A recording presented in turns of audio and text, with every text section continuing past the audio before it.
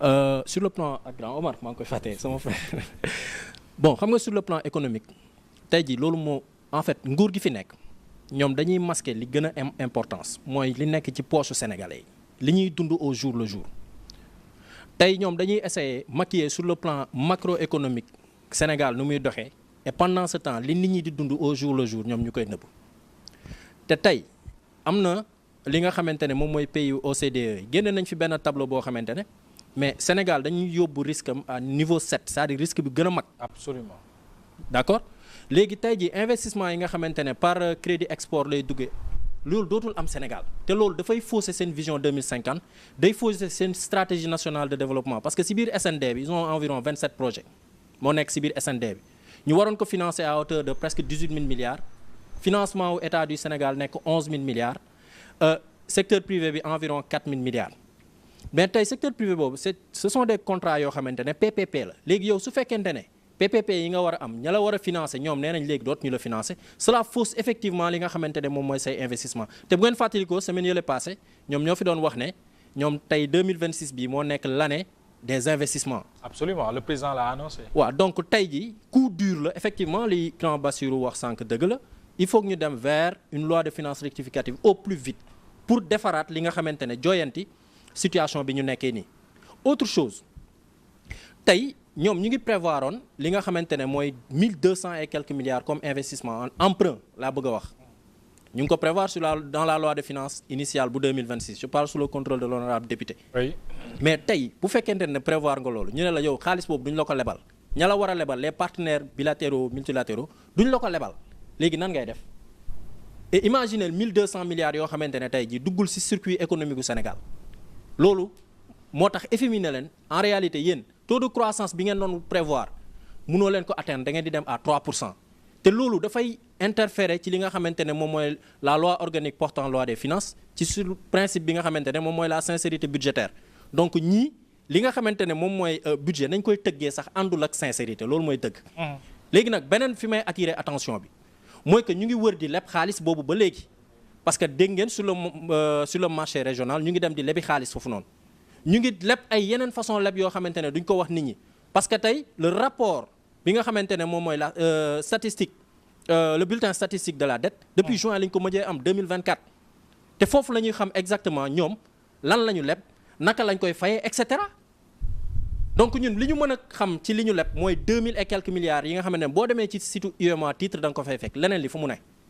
muy un problème majeur dans ce cas on peut dire que ne ñoom jub-jubal jubanti bi nga xamante ne moo nekkoon slogan bi ñuy wax en fait c'est le cadet de leur souci et seeni pratique c'est aux antipodes de loolu noonu principe boobu noonu te loolu sénégalais yi dañ ko war a xam léegi nag la question parce que tey brouhaha bi am ni président de la république mesure forte bi nga xamante ne moom la war a jël tey mooy envoyer l'ensemble des corps de contrôle ñu dem contrôler ministères yi contrôler li nga xamante ne moom mooy agence yi ak direction yi parce que nous ne pouvons pas comprendre que l'État du Sénégal mu prévoir benn budget teg ko ci Sénégal mu am ay xaalis yu ñu lépp et que tey kenn sentiru ko ci population sénégalaise bi mais c'est pas possible soit il y a quelque chose dans les ministères soit il y a quelque chose accusé wuñ kenn dañ ne carrément que ñi nga xamante ne moom mooy nos corps de contrôle ñu leen di fayee ak l'argent du contribuable dañ leen a war a envoyer parce que 2 ans ngi nii je parle sous le contrôle de l'honorable député mais président mais ana loi de règlement yi loi de finances loi organique portant loi des finances li mu wax dafa leer loi de règlement yi N+1 nga koy am 2024 bi amuñu ko 2025 bii nii amuñu ko donc ñoom ñiy woote woo transparence li ma bëgg a xamal sénégalais yi votel mooy 54% yi il faut ngeen comprendre benn mbir yéen ñëpp li taxoon ngeen dem jàppale ñi muy la transparence muy jub-jubal jubanti boobu noonu tey jii loolu c'est-à-dire ñoom taxawuñ taxawaay boobu noonu. du dëgg donc foofu laa bëggoon terminer beneen mbir bi mooy ci li nga xamante ne moom mooy rapport Mazars man déposé woon naa personnellement benn lettre ci ki nga xamante ne moom mooy Cheikh Diba sur la base de la loi relative à l'accès à l'information 15 jours yi passé na tontuwuma donc Cheikh Diba moom si boppam mi taxawoon assemblée nationale naan man kenn du ma gën a gore yow tey outrepassé nga li nga xamante ne moom mooy loi bi président de la république promulgué premier ministre signé ko. donc loolu moo nekkoon li ma bëggoon wax. alors président ñëw na ci lu am solo léegi wax na ci Sénégal bi nga xam ne dootul bénéficier yi pour l'année 2026 en tout cas d'aucun crédit des pays de l'Union européenne et de l'OCDE lépp mi ngi génnee ni mu ko waxee léegi ci tableau de financement export 2026 ça veut dire que kon Sénégal 2026 bi ñu jëm ba 2027 nar na gën a métti. non mais loolu dafa mel ni ñu nit ki disparaître na ci géej depuis 2 mois 3 mois ñu ngi ko wër ñëpp xam nañu dee na mais annonce bi rek moo ci desoon c'est-à-dire que bu ñuy leb sur le marché financier régional UEMOA rek la ñuy leb actuellement nii quasiment te di leb ay des taux d'intérêt yoo xam ne moom moo gën a kawe bu presque ci pays yu ñu wër yëpp à part réew yu nekk ay guerre comme ay Burkina wala yu am ay jafe-jafe yu tar. ñun bokk nañ ci ñi nga xam ne mënuñu leb feneen lu muy ci marché UEMOA bi te taux bu ñuy leb taux suicidaire la quasiment ay 7 virgule ñu ngi jëm ci 8 bientôt on va battre les records loolu déjà c'était déjà clair que suite bu ciy tegu mooy les institutions internationales yi nga xam ne par 3 mois par 6 mois la ñuy def seeni ajustement wala évaluation sanction boobu la ñuy dem alors gars yi li imposé wu actuellement mooy ndax dañuy def restructuration bor parce que xaalis bi ñuy leb du pour investissement posé na benn problème nii mais je pense que luñ ci war a tirer comme conséquence mooy boo lebee xaalis pour nga génn ci situation bi da nga koy dugal foo xam ne day meññ leneen. pour nga yaakaar ne mu jur xaalis jàppale la waaye bu fekkee ne da ngay suul bukki di suli bukki maanaam xaalis bi ngay leb c'est pour fay bor yu weesu ak fay salaire problème bourse étudiants yi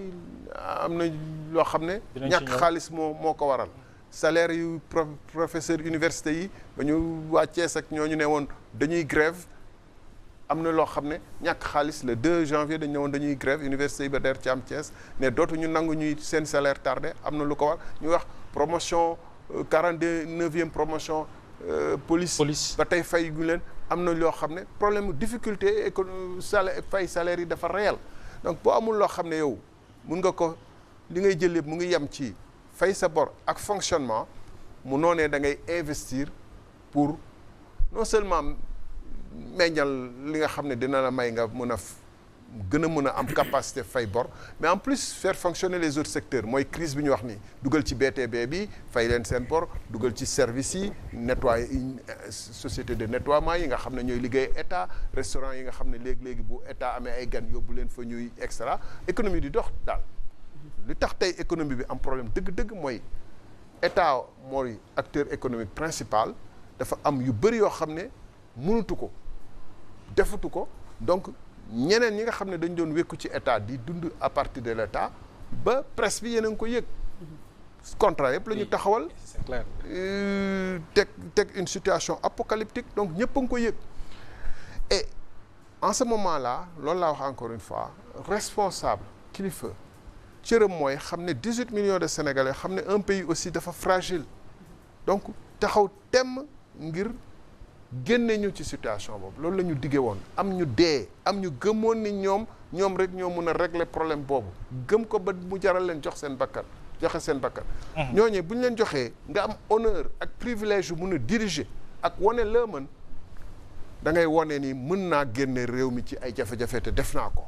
ñu gis ay jéego commencé gis ay résultats boo ko defulee rek mooy li nga mun mooy xuloog xiixuroog ak ŋaayo ak saagante te Pastef moom xanaa ñu étudiants yi la bett ak ñenn ci presse yi leen doon topp di leen kii ak yenn marabu yi ne woon ci dinañ ci jiw ci affaire homosexualité bi yi leen nekkoloon di leen jàppal mais ñun xamoon nañu Pastef mënuñu ils sont incompétents et ils l'ont montré et le monde entier même affaire crise Maroc bii nii sommet UA bi lépp lu ñu yëkkati rek seen incompétence seen manque de culture seen